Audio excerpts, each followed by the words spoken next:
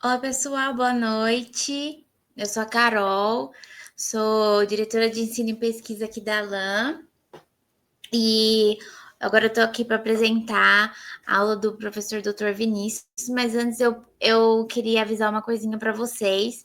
A gente postou lá no nosso Instagram um post com todas as dúvidas frequentes que a gente recebeu. Então, quem quiser, tiver alguma dúvida, pode olhar lá, tá bom? E agora vamos para a apresentação.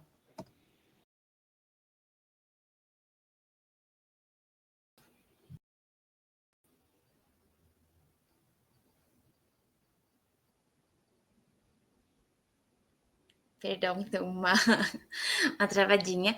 A aula de agora é sobre conceitos básicos em Alzheimer e eu quero apresentar para vocês o Dr. Vinícius Boaventura. Ele é formado em medicina pela Universidade Federal de Santa Catarina, fez residência de psiquiatria pela Universidade Federal do Rio de Janeiro, pela fez residência em psicogeriatria pela Universidade Federal de São Paulo. Ele atualmente trabalha na área de psiquiatria e é mestrando em andamento na área de neurologia e neurociências na Unifesp. Então, Vinícius, boa noite. Boa noite, tudo bem? Já está aqui na plataforma, né? Tudo bem? Boa Sim, já noite, está na então. plataforma. Bem, é um prazer Obrigada dar por ter aula. aceitado o nosso convite. A Uhum. gente está muito feliz em ter uma aula sua aqui na LAN. Obrigado mesmo. E obrigado a toda a equipe da Liga. E agradecer também ao Nudec de ter indicado também meu nome, que eu sei que também teve indicação do Gustavo e todo mundo lá. Eu vou, então, passar aqui os slides. Vou botar em tela inteira aqui a apresentação, assim que eu descobrir como é que faz. E aí, depois vão mandando as perguntas. Eu não sei se eu vou ter acesso de ver as perguntas, né? Mas aí Não, alguém assim, pode... a Uhum. gente tem um formulário de dúvidas e Tá. aí no final eu mando para a gente conversa aqui, eu te falo as perguntas do Tá. pessoal. Obrigado, Tá então. bom? Vou começar aqui. Então, prazer estar hoje aqui. Bom, o tema da aula é conceitos básicos em Alzheimer. E, então, eu fiz uma agenda para a gente ter os... Só deixa eu ocultar aqui para não aparecer essa... Acho que agora já vai sair. Então, o tema da aula aqui é conceitos básicos em Alzheimer. Isso aqui vai ser a nossa agenda, né? A gente vai começar com, antes de tudo, que é uma coisa que eu quero... Antes de a gente começar, acho que tem um ponto muito importante de Alzheimer que a gente tem que falar. O que são domínios cognitivos, a funcionalidade, coisas importantes a gente diferenciar na demência de Alzheimer, da doença, entre outras questões, a definição de Alzheimer, as variações típicas do Alzheimer e outras variações, os biomarcadores, falar rapidamente dos biomarcadores da ressonância, e o tratamento. O tratamento também, eu acho que talvez o mais importante aqui é entender os domínios cognitivos e a funcionalidade e como é que é o sintoma clínico de maneira geral. Bem, antes de tudo, uma coisa que é muito importante está sendo muito estudado no mundo inteiro os fatores de risco de Alzheimer. E esse é um estudo do ano passado, um estudo bem importante da Lancet. Até, se não me engano, teve a doutora essa que está aqui, Cleusa Ferri, ela é aqui da Unifesp, é uma professora que é chefe do departamento de psicogeriatria, bem importante, ela também participou disso aqui. Tem esse laser aqui, não sei se está dando para ver o laser. Então, esse é um estudo bem importante. O que ele indicou? Talvez deixa eu ver se a gente consegue dar um zoom nisso aqui. Acho que o zoom a gente não vai conseguir. Eu achei que a gente conseguiria dar um zoom, mas tudo bem. Deixa eu só ver se a gente consegue. Tá, mais importante, assim, o que indicou? Que tem fatores de riscos modificáveis da demência de Alzheimer, que ou a gente consegue atrasar a demência em bons anos, ou a gente consegue até mesmo evitar a demência. E são fatores que estão muito presentes no dia a dia, assim, são fatores que a gente pode facilmente não, mas com políticas de saúde pública adequada, a gente consegue reduzir muito, muito mesmo a demência de Alzheimer.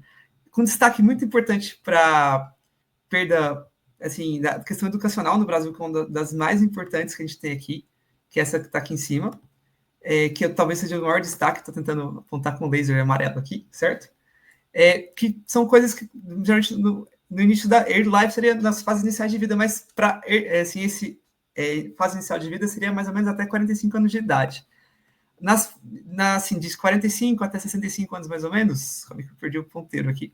Seria perda auditiva, colesterol alto, depressão, trauma assim, do cérebro, né? não fazer atividade física, diabetes, fumaças, hipertensão, obesidade, uso de álcool em excesso. E já no estágio mais final assim, de vida, mais ou menos após 65 anos de idade, isolamento social, poluição do ar e perda visual. Essas coisas, assim, o que isso aqui indica? Que a gente consegue prevenir, ou pelo menos atrasar o Alzheimer, em questões que a gente consegue fazer na política pública mesmo, assim, melhorar o nível de educação da população, assim, ter mais questão de contato social, não ter isolamento social, tratar as doenças de uma maneira geral, as doenças psiquiátricas, as doenças não psiquiátricas. Então, são pontos muito importantes e que são bem acessíveis de tratar, assim, não precisa de um tratamento, digamos, descobrir a cura da doença, descobrir algo muito profundo na fisiopatologia, basta ter uma política de saúde muito bem feita, que eu sei que é muito difícil, mas é algo que é algo que a gente já tem, que já sabe o que tem que fazer, não é algo assim que precisa descobrir. Aqui, esse estudo foi feito aqui no Brasil, pela professora Suemoto, também a professora Cleusa participa, e ele separou as regiões do Brasil em regiões de baixa renda com regiões de alta renda. Esse estudo usou a população do ELSE, que é um estudo que envolve a população acima de 55 anos, é um estudo que é validado, que a população desse estudo é validado como representativa da população brasileira de idosos. E a gente vê que no Brasil a educação ainda é um fator de risco maior ainda, mesmo nas regiões ricas e pobres, um fator de risco maior ainda de Alzheimer do que no mundo. E é onde a gente realmente tem uma grande chance de atuar. Aí vai também pressão alta, aqueles mesmos fatores de risco, só que aqui a gente vê um peso no Brasil. A gente vê que no Brasil os fatores de risco modificáveis representam entre todos os fatores de risco 54%. A gente conseguiria reduzir muito o risco de demência, ou até mesmo a demência ou atrasar a demência, fazendo boa política de saúde pública. Eu acho que isso aqui é algo, talvez, muito, muito importante para a gente ficar atento, assim, e onde a gente pode atuar. Também fizeram em relação à cor de pele, né? Fizeram essa mesmo estudo e também a gente percebe onde a gente pode atuar mais em cada população. É um estudo bem interessante, ele sempre é revisto, sempre é refeito, mas é algo para a gente estar atento. E eu acho, assim, esse estudo, acabou que a partir desse estudo geraram algumas coisas importantes para o Brasil. Tem o relatório da saúde de demência, que foi publicado ano passado, tem o fluxograma da saúde de demência. Esse relatório vai ser bem interessante, quem quiser ter acesso a ele. Ele é fácil de ter, assim, basta você digitar no Google relatório da saúde de demência, que a gente consegue, é possível encontrar ele. E acho que vale a pena dar uma lida, porque é algo muito atual, assim, muito atual mesmo. Bom, outras coisas importantes aqui que a gente precisa falar. A população idosa em 2050, ela vai ser muito maior do que hoje.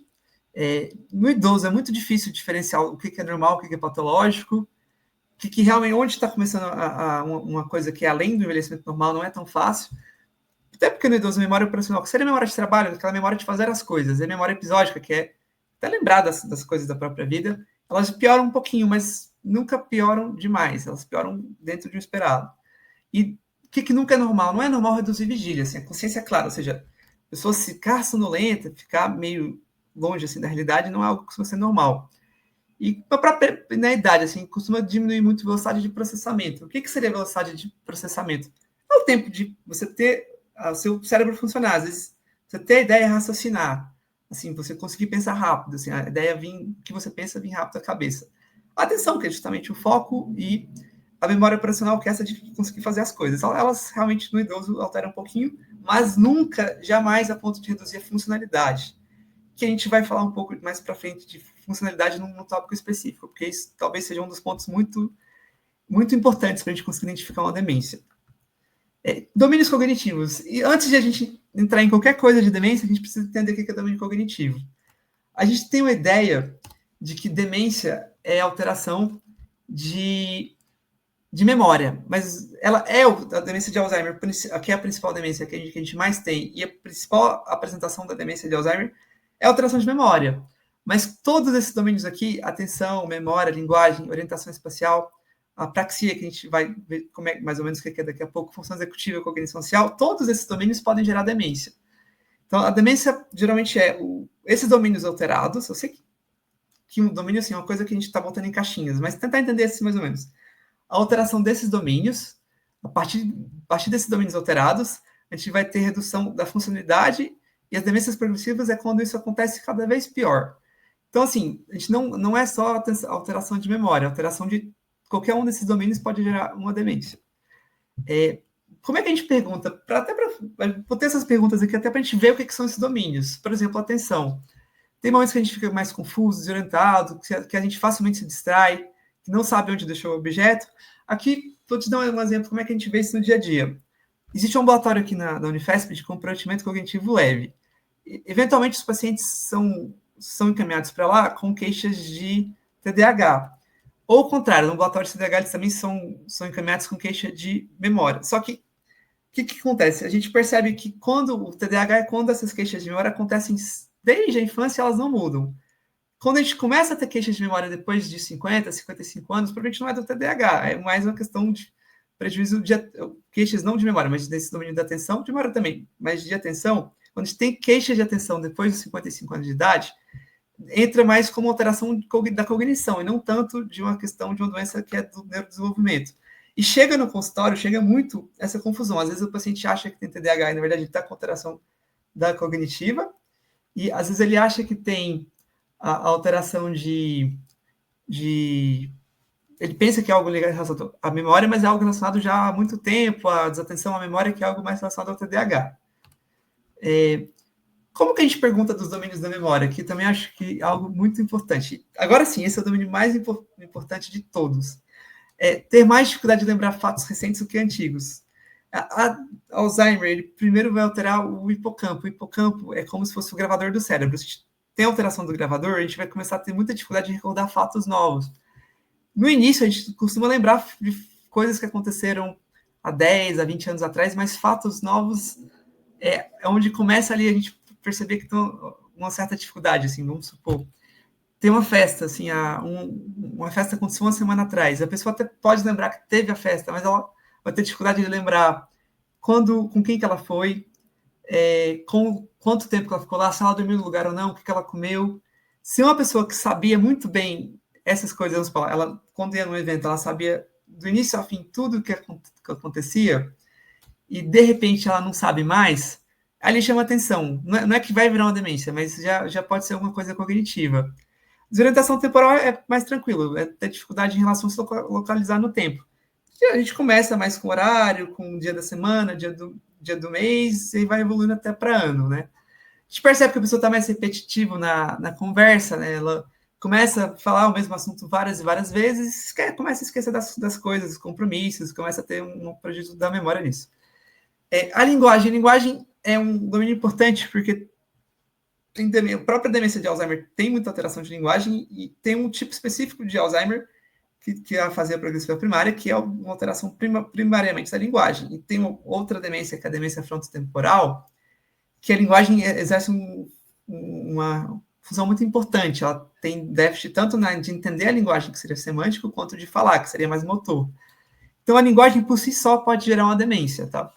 E justamente isso, dificuldade de encontrar as palavras, nomear os objetos. Às vezes ela começa a trocar muito, assim, caneta por aquilo que escreve, caneta por alguma coisa que parece um caneta, ou alguma coisa que tem um sentido parecido, mas não é exatamente o que ela queria falar. Isso, se começar a ficar mais frequente, recorrente, chama atenção. Uma pessoa que lia muito bem, começa a não entender palavras do livro, ou, por exemplo, uma pessoa que trabalha, um advogado, trabalha com processo, ele está começando a ter dificuldade de entender o processo, a gente já tem que começar a ficar atento com isso, certo?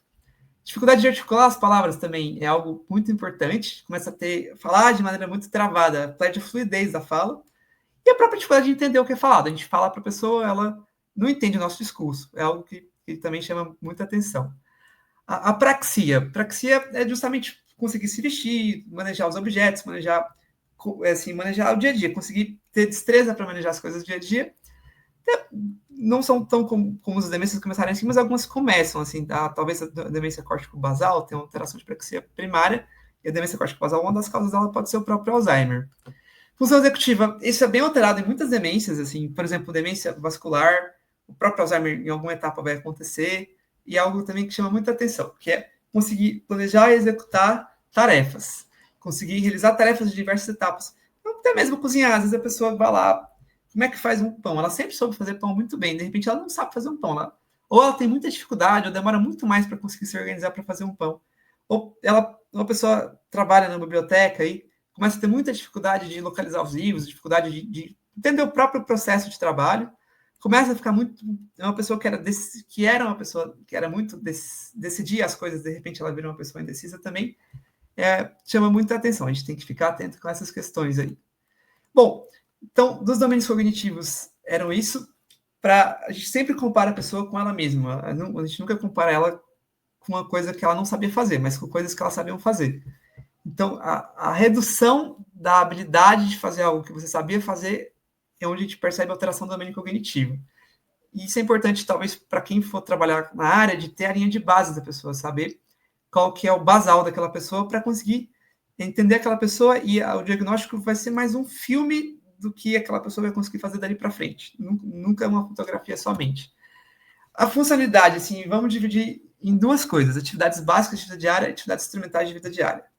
Então, fica na cabeça, assim, dois conceitos. O primeiro, esses domínios cognitivos que a gente acabou de falar, e agora a funcionalidade. E nessa funcionalidade, tenta dividir em atividade básica de vida diária e atividade instrumental de vida diária.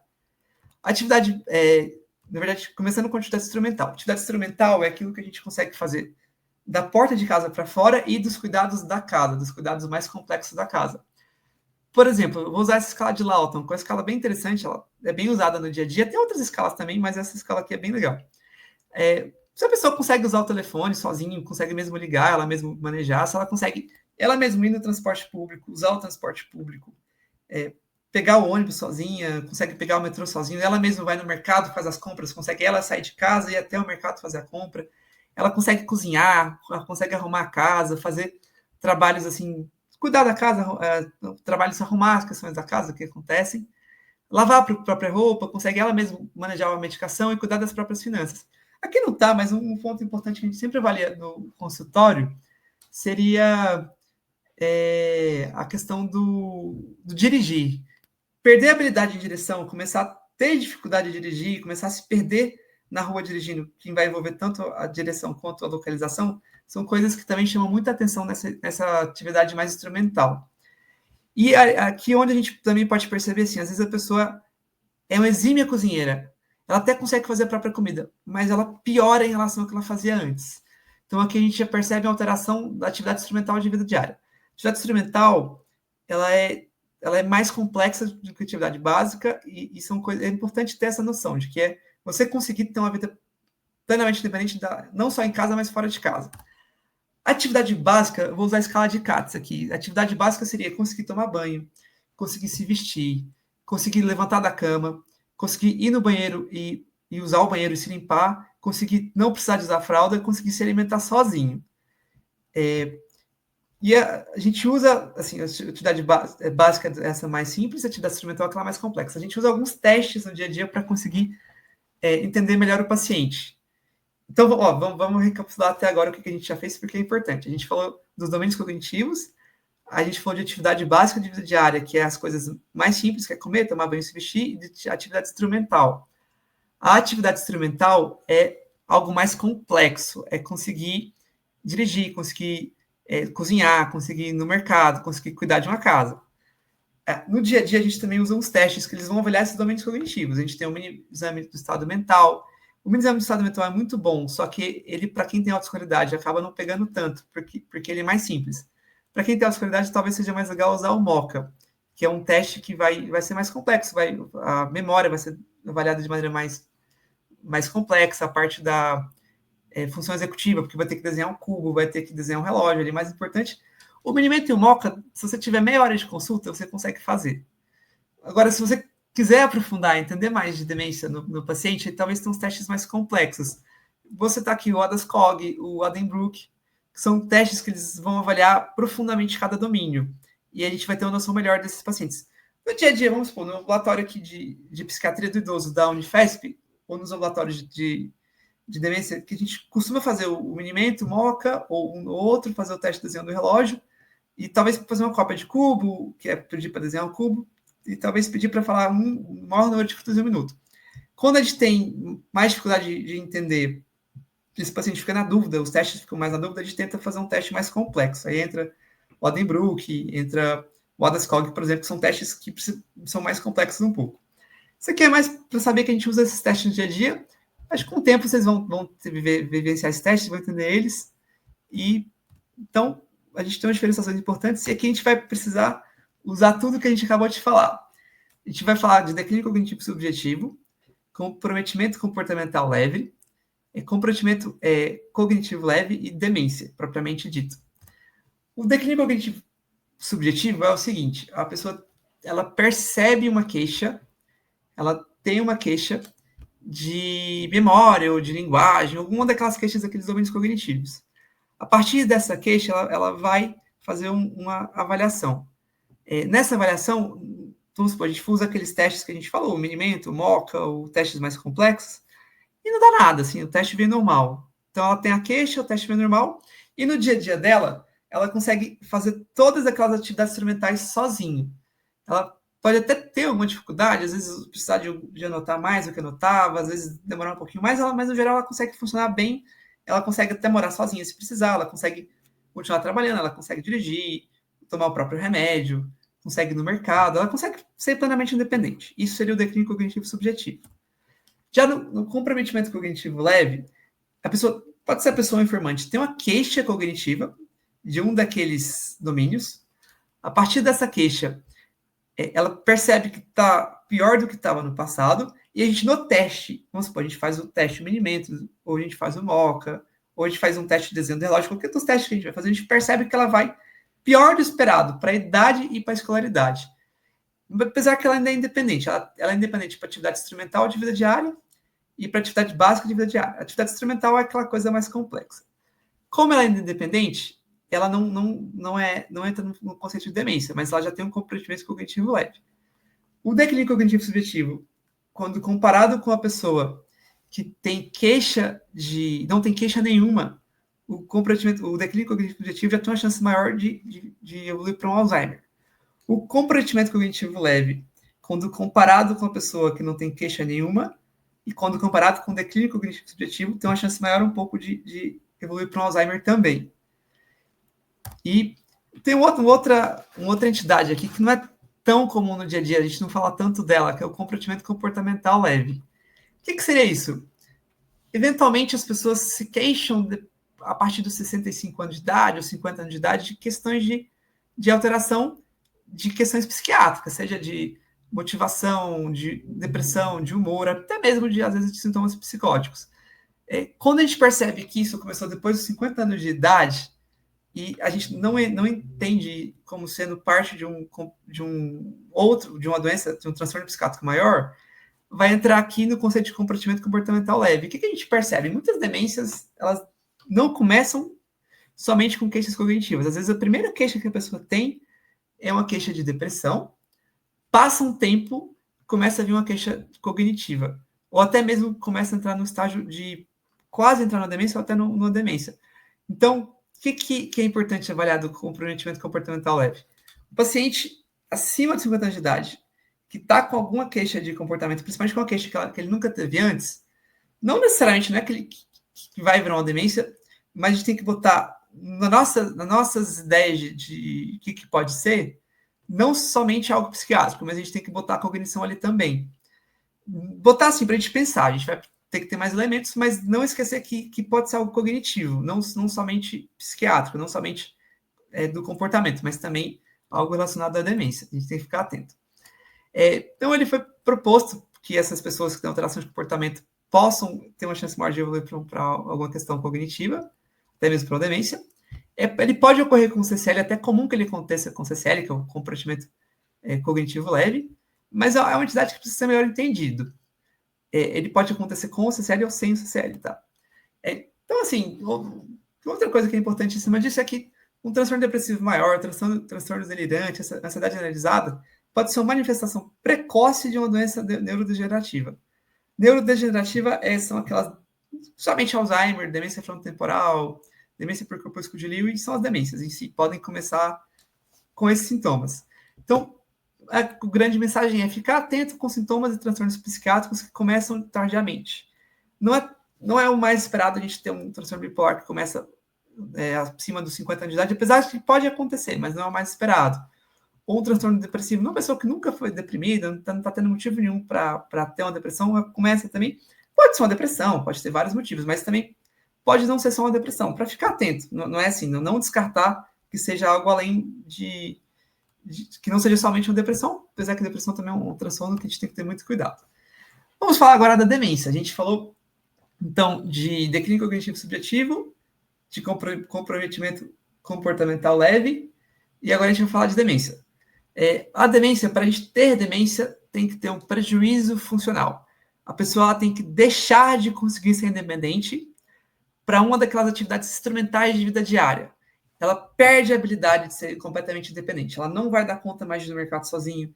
Ela não vai dar conta de ser plenamente independente, não vai dar conta de cuidar da própria finança, ou ela não vai dar mais conta de dirigir, não vai dar conta de cuidar da própria medicação.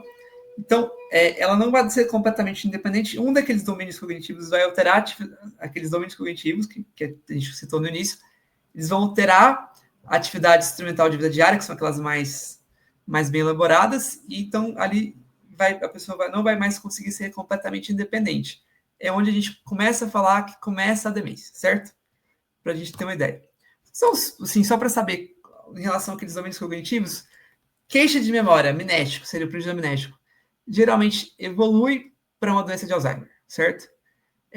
Quando é ligado à função executiva, que é de planejamento, de planejar e fazer as coisas, pode ser uma variante frontal da demência de Alzheimer, que a gente vai falar daqui a pouco sobre o que é, e pode ser também uma demência com corpúsculo de Lewy, que é um outro tipo de demência. Quando tem um predomínio do comportamento, pode ser uma demência frontotemporal, não está aqui escrito também, mas também pode ser a demência de Alzheimer. Inclusive, tem a variante frontal da doença de Alzheimer, é muito comum começar com comportamento.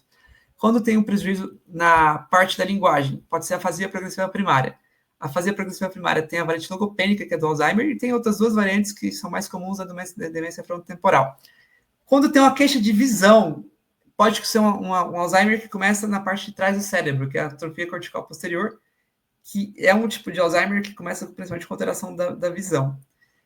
Com parkinsonismo, aí pode ser a demência por doença de Parkinson, a demência com corpúsculo de Lewy, entre outras coisas. Por que é importante isso aqui? Não é decorar esse tanto de demência e nem saber o que é, mas saber que a demência não é somente alteração de memória, e cada tipo de alteração de domínio cognitivo a gente tem que pensar em algumas causas principais, certo?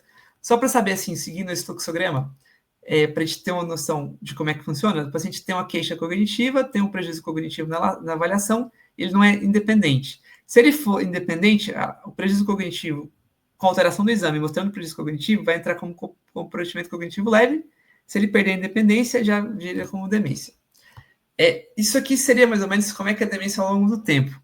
A pessoa, então, nem todo mundo vai seguir o que está escrito aqui, mas para a gente entender o jeitão de como é que funciona, certo?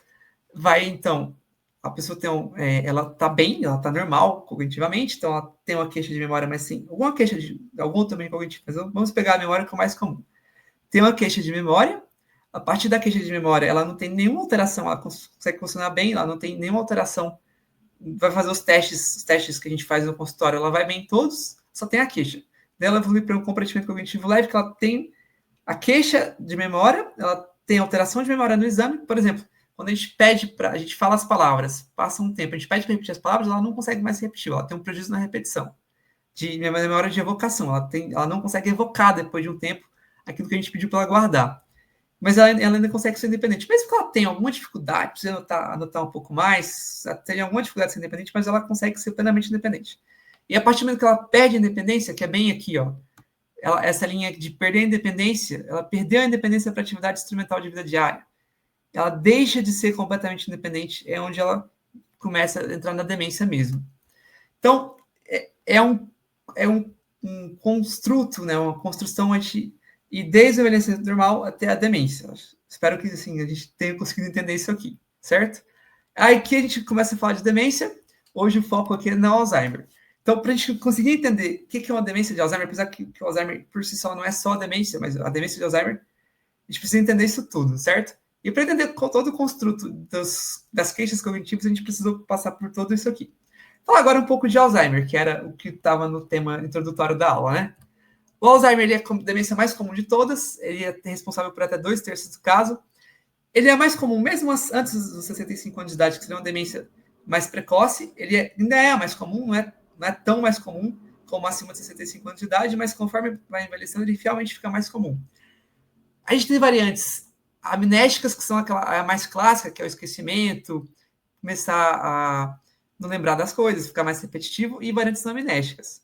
E esses aqui são duas proteínas importantes de saber, o beta-amiloide e o tau, que isso aqui vai estar intimamente ligado à definição do Alzheimer, que a gente vai tentar explicar de maneira mais simples, não tentar complicar uma situação que já são bastantes conceitos, né? Então, aqui, ó, a doença de Alzheimer, a gente tem, essas são as variantes principais, eu vou falar rapidamente de cada uma delas, mas a mais importante mesmo, a gente tem que dominar mesmo, ainda mais quando a gente não é especialista em demência, seria a variante amnésica. Aí tem a atrofia cortical posterior, a fase progressiva primária, a variante logopêdica e a variante comportamental. A gente vai falar um pouquinho de cada uma delas, mas assim, a amnésica, o mais importante, é o que é o clássico do Alzheimer, é o basicão dela, seria mais ou menos isso aqui, ó. Eu vou tentar fazer isso aqui em ordem cronológica, tá bom? Para a gente conseguir entender um pouco mais. No início, a gente perde a capacidade de reter novas informações, ou seja, o nosso gravador, o hipocampo, está alterado. O hipocampo alterado, ele não grava. Se a gente não tem um gravador, a gente não tem como ter novas informações. Então, isso não é uma coisa, isso vai sendo progressivo, não é que começa do tudo ou nada, isso vai devagarzinho. Então, a gente tem uma dificuldade de guardar recado, de guardar nomes pessoas que a gente não conhecia, notícias recentes. Então, a gente pergunta para o paciente quem que é o presidente do país, se você está vendo a novela, perguntar o nome da novela, perguntar o nome do personagem, assim, vamos supor, ela foi no shopping, que filme que ela viu, como é que foi o filme, perguntar o enredo do filme, ver se ela está aprendendo coisas novas, certo? Então, ela começa a ficar repetitivo, porque ela não lembra o que falou, não lembra, teve um comentário, uma história que ela achou interessante, ela não vai lembrar tanto que já falou dessa história. Com o tempo, pode ocorrer prejuízo de função executiva, ou seja, ela tem mais dificuldade de se planejar, de se organizar, de fazer as coisas, de até mesmo de fazer as coisas em etapas, vai ser mais difícil. Pode ter alteração da linguagem, pode ter, por exemplo, uma dificuldade maior de, por exemplo, cozinhar e falar o telefone ao mesmo tempo.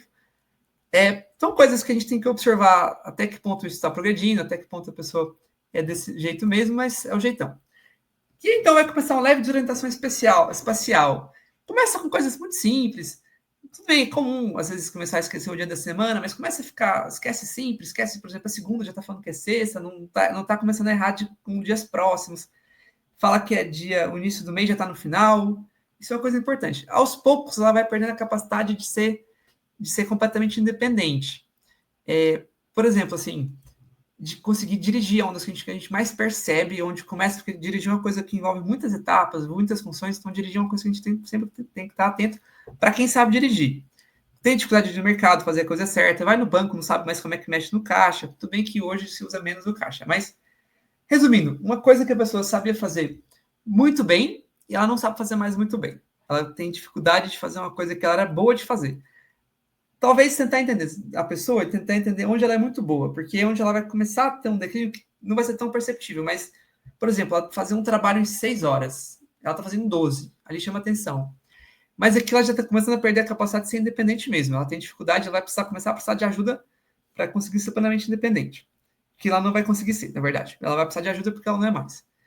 Começa a ter dificuldade de encontrar as palavras e até 50% vai ter uma entidade que chama anosognosia, que é não identificar que está tendo isso. A pessoa acha que está bem, ela acha que está indo muito bem, os testes mostram que ela não está indo muito bem, mostram que ela está piorando cada vez mais, piorando um pouquinho mais, mas na cabeça dela ela está indo tudo bem, ela não tem essa percepção. E isso é algo bem comum no Alzheimer, tá? De se chamar anosognosia, essa não percepção da piora que ela está tendo.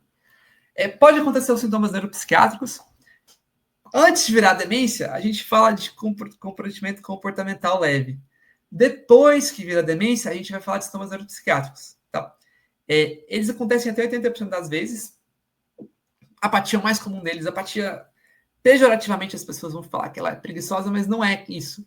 É que ela perde um pouco o interesse pelo mundo. A teoria da mente, aquela questão de você entender a visão do outro a partir de como o outro é, de entender como é que é o ambiente, ela perde um pouco. Então, às vezes o paciente chega ali no consultório e o acompanhante fala, não, tá esquecendo isso, tá fazendo isso. O acompanhante fala, ele tá cansado, né? Ele tá tadinho, tá um pouco até irritado, e o paciente está de boa, ele não se defende, ele tá tranquilo, ele só fala quando é perguntado, isso é um pouco de apatia. Ele tá em casa, ele vê televisão o dia inteiro, ele não perde um pouco o interesse em fazer outras coisas, isso também pode entrar como apatia. Só que às vezes ele além de ver televisão o dia inteiro, ele não sabe dizer nada que passa na televisão. Então, algo para a gente também ficar atento. A apatia, a depressão e a ansiedade são os mais comuns de acontecer nessa fase aqui dos sintomas neuropsiquiátricos. Bem, Continuando aqui, ó, essas fases são sintomas iniciais. Agora a gente vai entrar na fase moderada do Alzheimer, tá? Onde a pessoa começa a ser dependente para praticamente todas as atividades experimentais de vida diária, ou seja, ela não funciona da porta de casa para fora bem, e dentro de casa já começa a ter prejuízo importante. Ela não consegue mais cuidar, fazer comida sozinho, lavar roupa sozinho, limpar a casa, arrumar a casa, não consegue mais usar o telefone, pegar o transporte público sozinho, não consegue ir no banco sozinho, ir no mercado sozinho. Ela precisa de, para ser plenamente dependente, para fazer as coisas, ela vai precisar de ajuda. E ali ela vai começar a ter interferência nas atividades básicas de vida diária. Atividades básicas de vida diária são atividades mais, digamos, do autocuidado. Tomar banho, se vestir, comer sozinho, ir no banheiro, conseguir ir no banheiro, levantar da cama. Ela já vai começar a ter essas alterações. E a memória vai piorar mais do que era. Ela costuma ter dificuldade com o nome de pessoas até próximas. E a gente, nitidamente, a memória começa a piorar aqui. Vai evoluindo, conforme vai evoluindo, ela começa a ter dificuldade de recordar eventos, dificuldade de por exemplo, um casamento mesmo, tem dificuldade muito grande de lembrar que foi no casamento, o que aconteceu. A memória, experiências que aconteceu, ela começa a não lembrar mais. E começa a ter mais alteração de linguagem, a desorientação começa não só a ficar em tempo, começa a ficar em ano, começa a ficar em espaço, tem dificuldade de saber onde está, no lugar que está. Às vezes vai ali no consultório, não sabe que está no consultório, não sabe que o médico é o médico, quem é cada pessoa. Aí não vai mais reconhecer as coisas pelo olho, vai ter dificuldade, vai começar a questão motora, vai começar a ter dificuldade com matemática. Isso quer dizer, o que está significando isso aqui? Que a doença ela começou no hipocampo, ela estava na região temporal mesial do cérebro e ela está espalhando para mais regiões do cérebro. Porque os sintomas da demência ela vai ser onde que está sendo o acometimento dentro do cérebro. E ela começa no lugar específico, no lugar da memória, que é o hipocampo, conforme vai espalhando, vai pegando mais áreas do cérebro e ela vai ficando mais global no cérebro. E aí, então, mais domínios cognitivos vão ficar prejudicados. Então, aí pode surgir alucinações visuais, alucinação, outros tipos de alucinação, pode achar que está vendo coisa, ouvindo voz, pode surgir delírio para dizer que as pessoas estão roubando, que estão pegando as coisas dela, que está sendo traída, que estão roubando a herança dela, pode ficar mais agitado, pode ficar mais agressiva. A gente que é psiquiatra de idoso, o que mais chega para a gente são alterações comportamentais da demência. E de fato, é uma parte difícil de tratar. Da fase grave, é que a gente está evoluindo para uma fase mais grave. E aí, de fato, ela fica completamente dependente. Ela começou perdendo as atividades instrumentais de vida diária, que são as mais complexas, começou alterando a atividade básica de vida diária. Aqui ela perdeu todas as atividades básicas de vida diária. Ela não tem mais capacidade do próprio autocuidado. Vai precisar de pessoas para o autocuidado dela. A memória dela vai ser só fragmentos, vai lembrar muito pouco, perde completamente a orientação temporal e espacial, não lembra onde que está, começa a achar que é uma pessoa que não está com aquela idade, até se assusta quando se olha no espelho, nem se reconhece dependendo. E aí ela vai então, começar a ter só se conhecer a si mesmo, não vai lembrar mais dos filhos, dos avós, começa a ter muitos sintomas motores, parkinsonismo, que são os tremores, as mioclonias, né? Pode começar a ter crise epilética, porque já vai começar a pegar o cérebro todo aqui mesmo. A gente até pegar o cérebro, aquela parte do cérebro que são os giros, né, que são a parte rosinha, começa a ficar bem pouquinho, bem atrofiado, começa a diminuir bastante, tem muito espaço vazio no cérebro. Começa a falar coisas que a gente não entende, com o tempo vai reduzir a frequência, vai falar palavras mais simplórias, vai perder até mesmo o controle do esfíncter. Vai parar de andar, vai parar de engolir, não vai conseguir ficar sentado, dificuldade até para sorrir. Acaba, assim, o tempo médio do início dos sintomas até o final é entre 7 e 10 anos, mas, assim, a gente não pode ficar dando prognóstico para as pessoas, porque a gente nunca sabe a vida de ninguém, a gente só tem que ter uma ideia, mas a gente não sabe exatamente como evoluir. Pode ser mais rápido, pode ser mais devagar. A pessoa ainda pode ter muitos anos que ela consegue viver bem com a família, assim, até morrer, todo mundo pode morrer a qualquer momento, qualquer situação, a gente não pode ser uma sentença para ninguém, porque de 7 a 10 anos são um período importante de vida, né, se a gente for pensar. Não é algo curto. E sobre aqui a questão da evolução de vida também, quando é menos de 2 anos para virar uma fase mais grave, é uma demência muito rápida, mas não é tão comum nesse Alzheimer amnésico. Geralmente a pessoa morre de alguma infecção, seja respiratória, urinária, porque ela vai perdendo as defesas, acaba sendo um fator importante aí de morrer. Mas assim, a gente tem que ter esse cuidado para não ficar dando sentença para as pessoas. Uma coisa é a gente tentar explicar a situação, a sobrevida, mas não ficar cravando tempo, porque a gente nunca sabe. Até porque os estudos são populacionais, eles nunca são individuais, né? A gente tem que ter esse cuidado também. A gente terminou aqui a variante amnéstica, de fato é mais importante. Vou passar um pouco, não tão demorado, sobre as outras variantes. A gente tem a variante comportamental, que aí tem uma redução do decoro. Basicamente, a pessoa ela fica mais inconveniente, ela fica mais impulsiva. Engraçado que ela fica inconveniente e ela fica mais apática. É uma coisa, é difícil de entender isso. Ela perde a cognição social e ela fica apática. É tão engraçado que às vezes tem uma redução da libido, mas a pessoa fala coisas constrangedoras, mesmo com redução da libido. Ela pode perder empatia, pode perder assim, falar com menos, assim, menos respeito pelas outras pessoas, pode mexer muito, assim, botar tudo na boca, ser mais compulsiva, botar muito alimento na boca, começar a ter dificuldade com vícios, álcool, cigarro, ter movimentos simples, ter alterações de movimentos. Essa variante comportamental, ela confunde, às vezes, muito com o transtorno bipolar. Às vezes, o primeiro diagnóstico dela é o transtorno bipolar. Ela vai cometer mais lobo frontal. A gente tem que ficar atento com ela. Pode ter perda da função executiva, da memória episódica, pode ter questão de sintomas de psiquiátrico, de delírio, que é achar um conteúdo com impossibilidade de ser real, ou seja, achar que estão perseguindo, que estão roubando, alucinação que é mais alteração de algum sentido. Pode ser visão, da audição. Geralmente, no início, preserva a linguagem, função visoespacial, e a gente tem que ter cuidado para não confundir com outra demência. A demência frontotemporal lembra muito ela também, a gente tem que ficar atento com isso. A variante logopênica vai ser mais alteração da linguagem, a pessoa vai ter um discurso, vai perder a fluidez. Ela até entende palavra a palavra, não é tanto, no início não pega tanta parte semântica, mas ela vai falar muito lenta, vai ter muita dificuldade de falar as palavras e se repetir em sentenças. A atrofia cortical posterior geralmente acontece antes dos 65 anos de idade. Ela tem prejuízo bastante visual. A principal queixa costuma ser visual, geralmente ela vai para o oftalmo. Pode ter algumas síndromes, por exemplo, de o olho não consegue, por exemplo, você vai olhar uma coisa, não consegue pegar, porque você tem dificuldade de medir as distâncias, tem dificuldade de movimento do olho, por exemplo, simultânea agnosia, o que seria? Você tem uma figura, tem várias coisas acontecendo na figura, ela só consegue, por exemplo, na figura tem um menino roubando um biscoito, tem um outro que está subindo na escada, ela só consegue focar em uma coisa, ela não consegue ver o todo mais. A síndrome de Barrett é comum na atrofia cortical posterior, mas outras coisas causam ela. A Gerstmann também, que é comum na atrofia cortical posterior, mas não é só a Alzheimer que causa ela. Que seria dificuldade com cálculo, com escrita, com desorientação direita e esquerda, não reconhecer os dedos.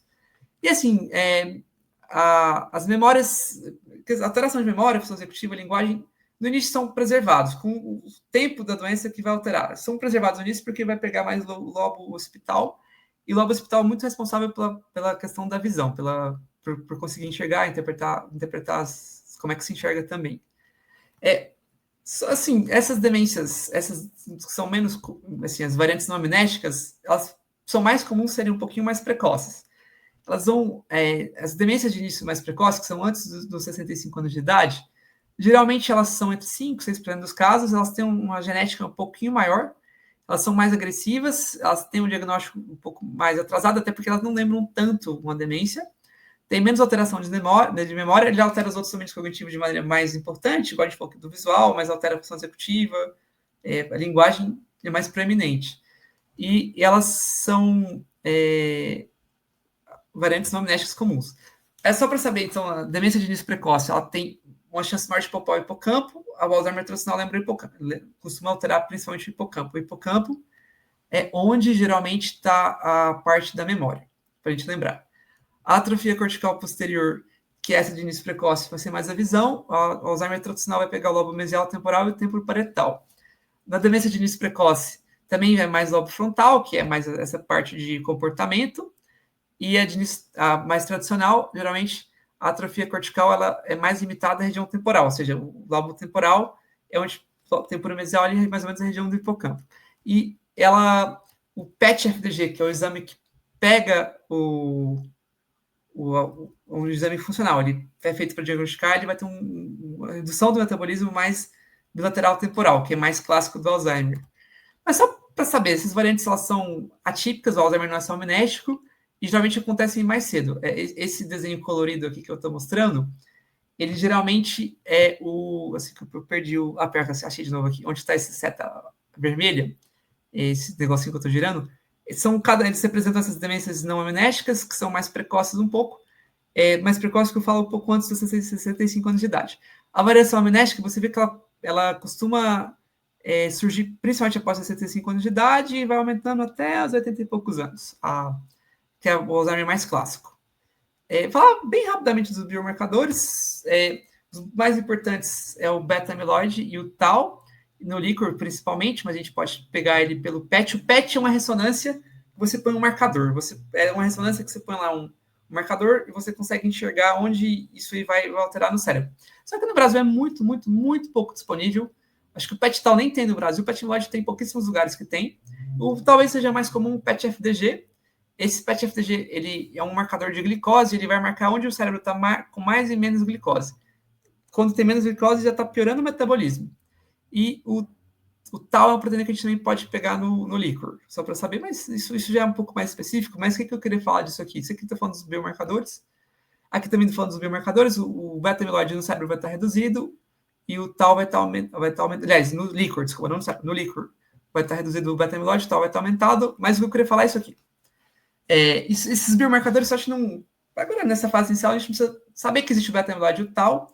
O beta-amiloide é o marcador que vai definir que é a doença de Alzheimer, e o tal vai definir que é o marcador de degeneração, que tende a evoluir com piora.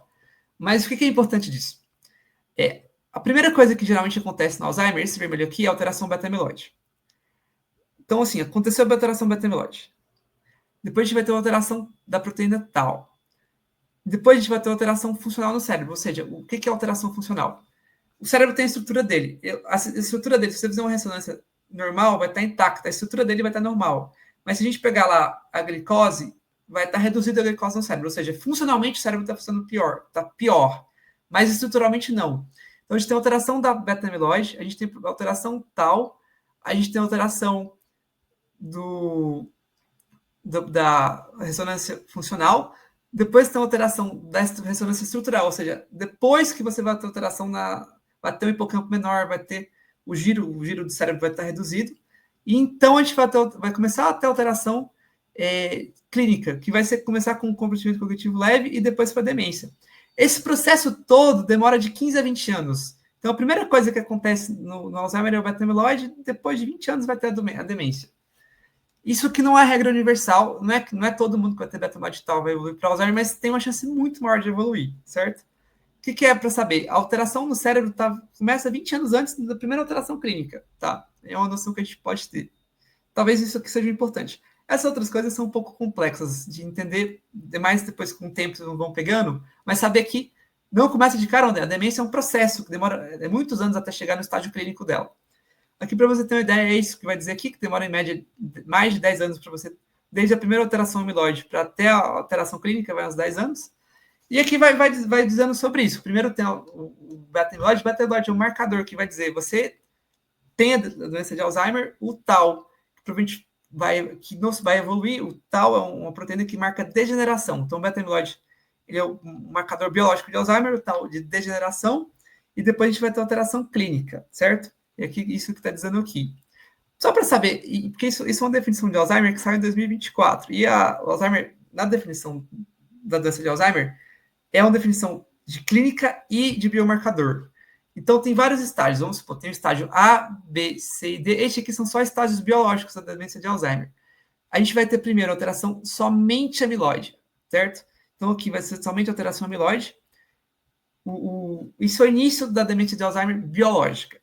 Depois, a gente vai ter a demência de Alzheimer no estágio inicial. A gente vai ter amiloide e vai ter um tau leve.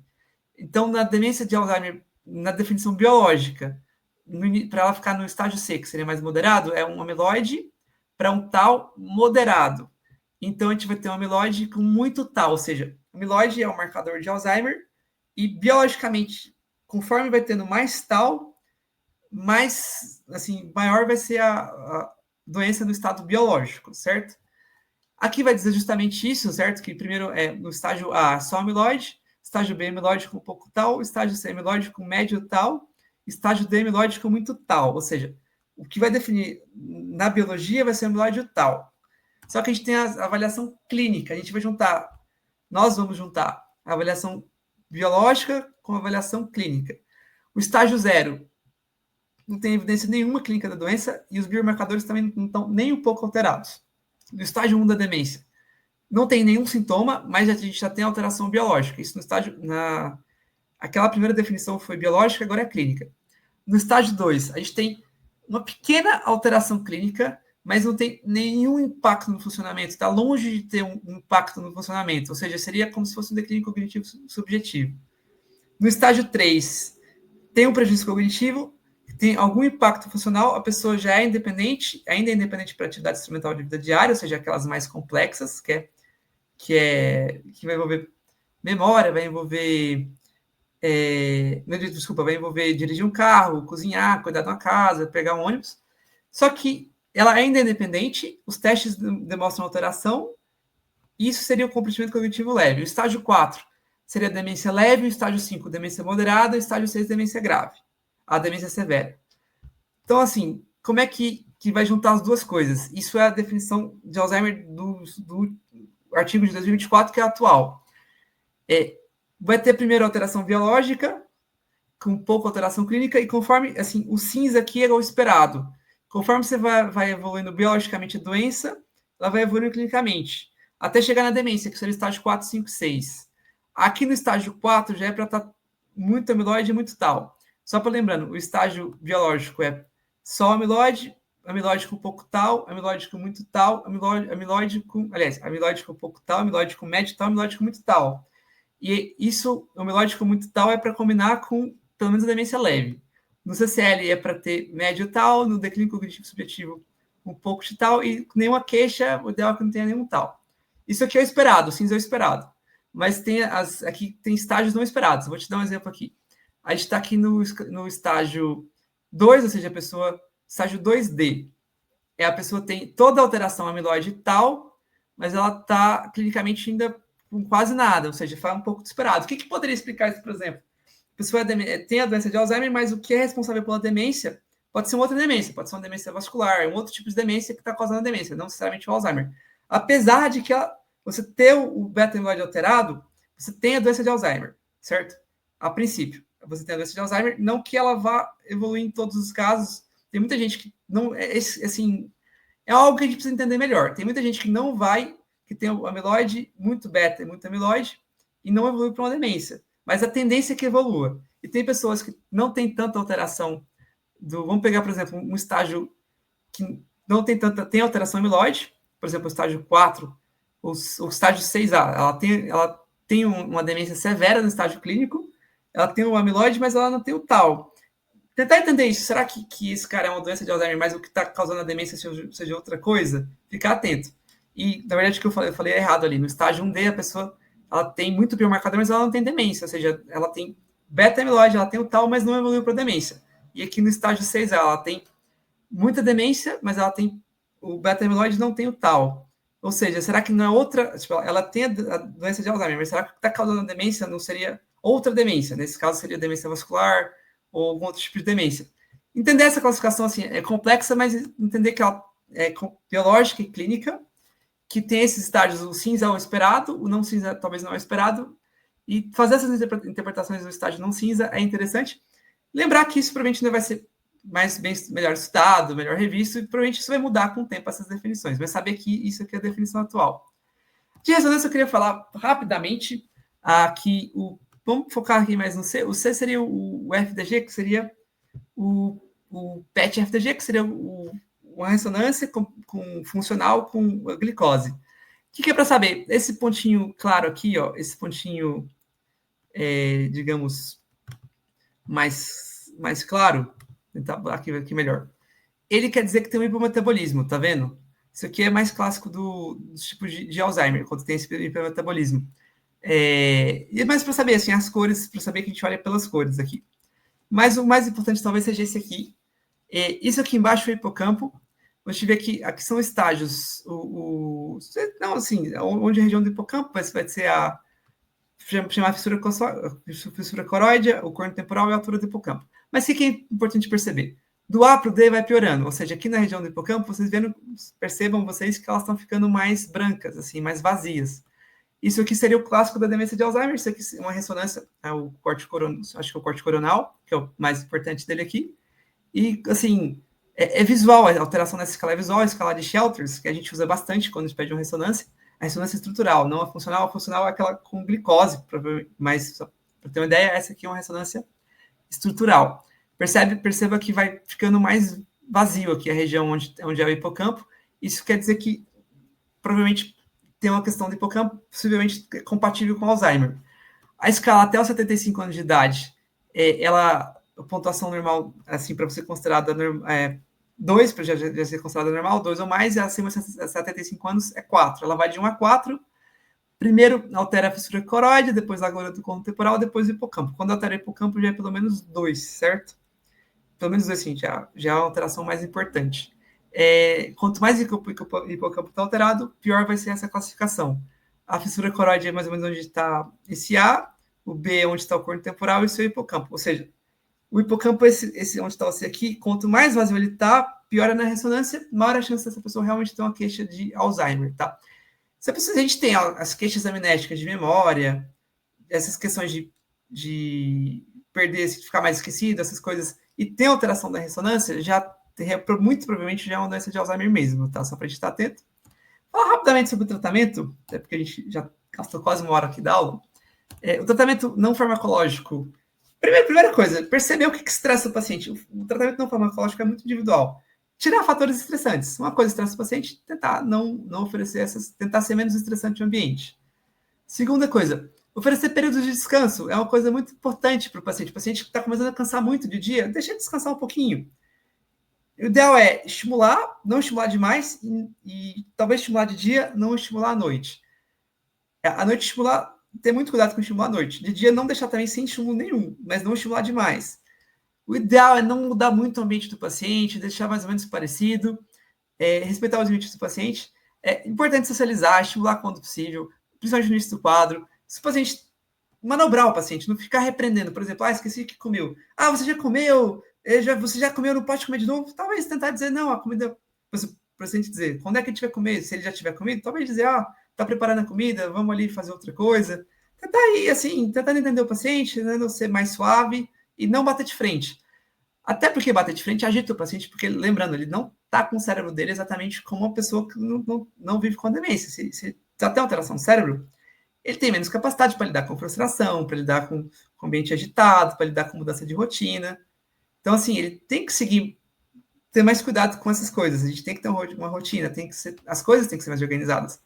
Até porque ele não tem essa capacidade cerebral de uma pessoa que está plenamente capaz das funções cognitivas. Então, a gente tem que ter um ambiente mais cuidadoso. Rotina é uma das coisas mais importantes. Ter o mesmo horário para comer, o mesmo horário para dormir, ir no banheiro com regularidade.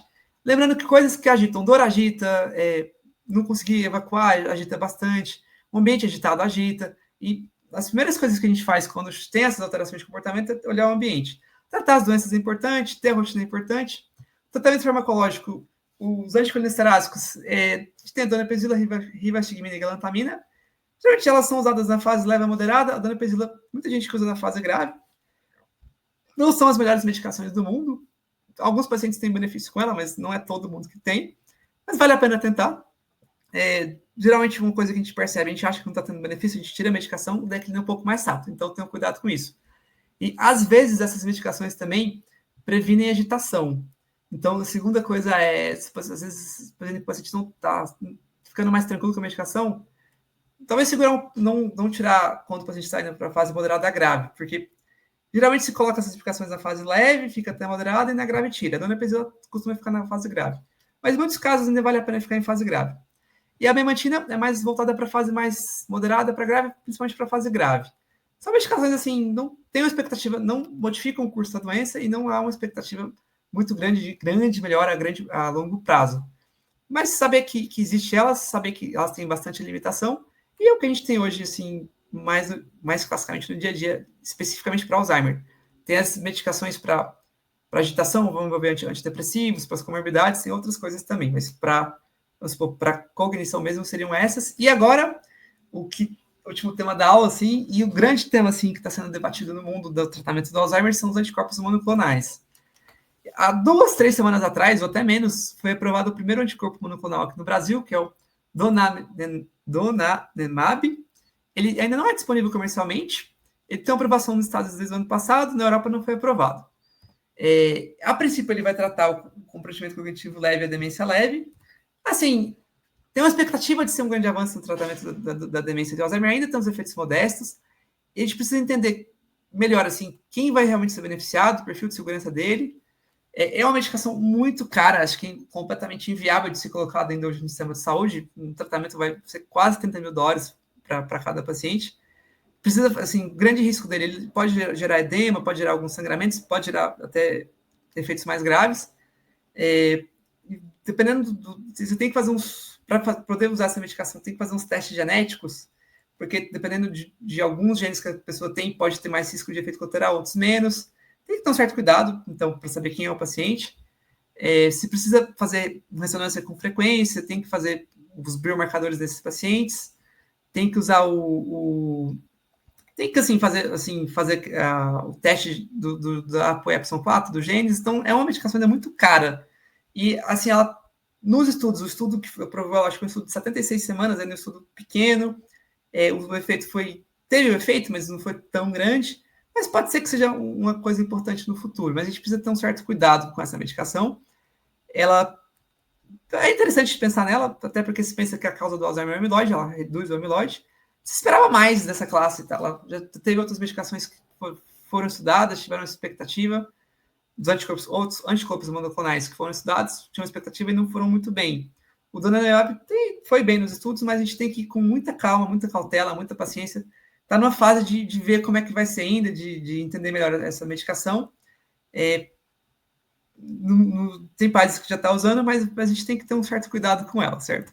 Então, só para concluir, a gente tem o importante, nós entendemos esses domínios cognitivos. Acho que talvez o mais importante da aula é entender o domínio cognitivo, a funcionalidade, tentar diferenciar a atividade instrumental e básica de vida diária, e tentar diferenciar o que é declínio cognitivo subjetivo, comprometimento cognitivo leve e demência.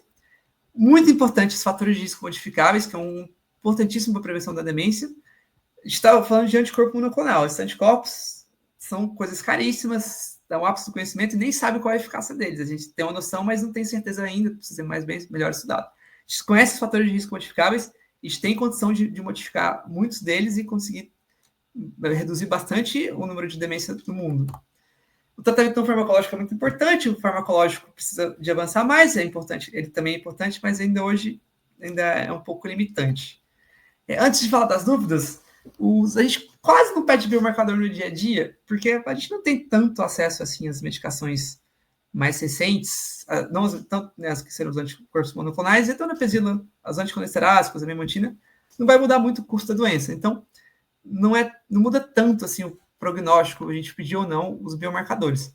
Ajuda a gente a dar o diagnóstico, por exemplo, um paciente que tem comprometimento cognitivo leve, a gente está na dúvida, se a gente pede o biomarcador e vem alterado o beta-amiloide e tal, a gente tem mais certeza, nós temos mais certeza que realmente vai evoluir para uma demência. Não que vá, mas é mais provável.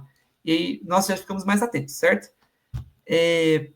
Por último, assim, paciente com CCL e mesmo paciente com demência, o tratamento talvez ainda mais importante vai ser fazer atividade física, estímulo cognitivo, aprender coisas novas, aprender a talvez tocar um instrumento novo, aprender uma coisa completamente diferente. Comer bem, comer assim, alimentos ultraprocessados é muito, muito complicado para a cognição. Ter um estímulo social é importante, tratar as doenças e ter uma vida saudável. Isso é algo muito importante para a demência. Bom, o que eu tinha para falar é isso, espero que vocês tenham gostado. Esse tema do biomarcador, da imagem, ele é o mais complexo um pouquinho, acho que mais para ouvir falar agora no início, com o tempo vocês vão pegar isso. Eu tentaria, no início, pegar mais essas coisas, sintomas clínicos, essas alterações do comprometimento cognitivo leve, o que é alteração funcional, acho que isso, por enquanto, é o mais importante. Certo? Obrigado por terem participado, por terem assistido, foi uma honra ter dado essa aula para vocês. Muito obrigado. Bem, deixa eu... Oi, professor. Tudo bem, então? Deixa eu... tá. Só deixa eu tirar aqui do modo tela inteira. Que... Tá certo, calma aí, só ver como é que descobre, como é que faz isso aqui. Saiu já, né? Já. Obrigado. Tudo certo? Uhum. Obrigada, professor, pela aula. A sua aula arrasou aqui. Acho que foi o nosso recorde de perguntas. Aham. O pessoal gostou bastante, interagiu bastante. Mas assim, como a gente já passou um pouquinho do tempo, eu vou fazer só uma das perguntas que teve aqui. E aí depois eu posso enviar para você por e-mail, você responde para a gente disponibiliza nas redes da LAM, pode ser? Claro, claro, desculpa ter avançado no tempo, desculpa não ter respondido as perguntas ali, mas a ideia era que tivesse terminado antes, mas eu calculei errado o tempo aqui. Que é uma Não, não. função executiva. O gerenciamento de tempo é uma função executiva, tá? Isso é importante quando você pensa no tempo e ele é mais do que você está pensando, isso é uma função executiva. Não, Então, não, tá tudo certo, né? Eu vou ver uma das perguntas aqui. Eu vou perguntar a primeira que apareceu, que era: Olá, o fato de alguém praticar jogos de raciocínio pode prevenir a doença? pode, e é muito legal. Assim, é uma das coisas que você mais previne é você ter reserva cognitiva. Quando você pratica jogo de tabuleiro, meio que você ganha cérebro. E não só prevenir, você pode atrasar, prevenir, evitar. Além do mais, quando você tem a demência, você consegue passar na fase inicial inteira sem os sintomas. Quando a gente tem muita reserva cognitiva. O ruim é assim, quando começa a demência, de fato o cérebro já está mais alterado, porque a pessoa consegue compensar muito a alteração inicial. E o que é o problema? Está mais alterado, então, eventualmente, a gente pensa que a demência evolui mais rápido, mas não é que ela evolui mais rápido. É porque a fase inicial inteira você estava protegido. Previne bastante, é uma das melhores coisas que você faz. Coisas que envolvem raciocínio. A única coisa assim, eu sei de mais uma coisa. É bom você saber muita coisa, mas tentar aprender uma coisa que você não sabe é interessante. Uma língua nova, quem nunca tocou instrumento, aprender a tocar um instrumento, e ir para um domínio que você nunca aprendeu, porque aí você está forçando outras áreas do cérebro que talvez não tenha desenvolvido. Mas realmente ajuda bastante mesmo. Ah, que bom. Eu estou tentando aprender uma língua nova, então a gente tá Não, isso é importante. me ajudando. Lembrando que assim, a falta de educação, escolaridade, né, no nosso país é um ponto-chave para conseguir evitar ter mais casos de demência no futuro. E a gente está tendo muito problema no ambulatório com baixa escolaridade, porque realmente é um problema muito grande para a questão cognitiva. Ah, sim, inclusive a gente tinha uma pergunta sobre esse assunto, mas aí eu vou deixar pro e-mail e aí depois a Ah, gente disponibiliza lá. Professor, eu queria agradecer muito pela aula, foi muito boa, o assunto é muito legal. A gente quer ter você de volta aqui na LAM para o nosso ciclo ano. O pessoal que estava assistindo gostou muito. A gente também da diretoria, muito obrigada, viu? obrigado, foi uma honra muito grande estar aqui e assim, a gente sempre fica muito feliz de dar aula, porque é uma a gente compartilhar uma coisa que a gente aprendeu e espero que tenham gostado muito mesmo, certo? Boa noite para vocês, grande abraço. Foi. Obrigada, professor. Boa noite. Tchau, tchau. Tchau. Boa noite, pessoal. Esperamos vocês amanhã para o nosso último dia de ciclo introdutório. Até amanhã. Tchau.